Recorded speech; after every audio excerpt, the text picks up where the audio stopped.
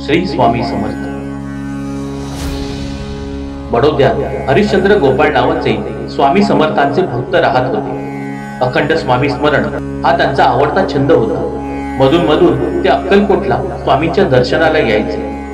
बडोद्यातल्या ब्रह्मनिष्ठ वामन बोवन बरोबर ते स्वामी विषय बोलत राहायचे। वामन बोवा हे स्वामींचे निस्सम उपासक होते। स्वामी समर्थांची वामन बोवनवर विशेष प्रीती होती। त्यामुळेच हरिश्चंद्र गोपाळ अक्कलकोटला जाऊ शकले। तर हरिश्चंद्र गोपाळ रोज स्वामींच्या पादुकांची पूजा करायचे। एकदा काय झाले तर त्यांच्या घरी स्वयंपाक करायला म्हणून एक माणूस आला। त्याने स्वयंपाक करून घरातल्या सर्वांना जेवण वाढलं, स्वतः नंतर जेवले।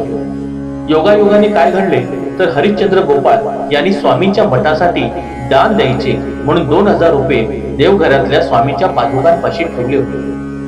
स्वयंपाक करणाऱ्या त्या माणसाने स्वामींच्या पादुकांशी ठेवलेले ते 2000 रुपये पाहून मनाशी निश्चय केला होता की हे पैसे आपण जाताना हळूच उचलायचे। तो केवळ संधीची वाट पाहत होता। दुपार झाल्यामुळे घरातल्या सर्वांना झोपेची गुंगी आली।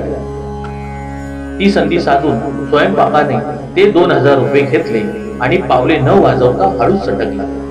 हरिश्चंद्र गोपाळ यांच्या नंतर लक्षात आले की स्वयंपाकाने आपले 2000 रुपये चोरून नेले। त्यांनी स्वयंपाकाचा खूप तपास केला, परंतु तो सापडला नाही। स्वामींच्या मठाला दान द्यायचे पैसे स्वयंपाकाने पादुकांचा विचार न करता कसे चोरले यांचे हरिश्चंद्रांना आश्चर्य वाटत होते। काही दिवस लोटल्यावर ते अक्कलकोटला गेले असताना स्वामींना त्यांनी ही हकीकत सांगितली। स्वामी चटकन म्हणाले, स्वयंपाकाला पकडून तुरुंगात ठेवले आहे, तुम्ही तेथे जा, पैसे मिळतील। हरिश्चंद्र गोपाळ गेले। त्यांनी स्वयंपाकाला ओळखले। त्याने 2000 रुपये परत मागितले। ते तडक पुन्हा स्वामींपाशी आले आणि ते 2000 रुपये स्वामींच्या चरणांशी ठेवले।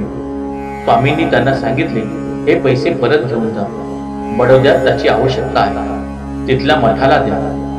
स्वामी अंतर्ज्ञानी आहे याची प्रचिती हरिश्चंद्र गोपाळ यांना आली। श्री स्वामी समर्थ।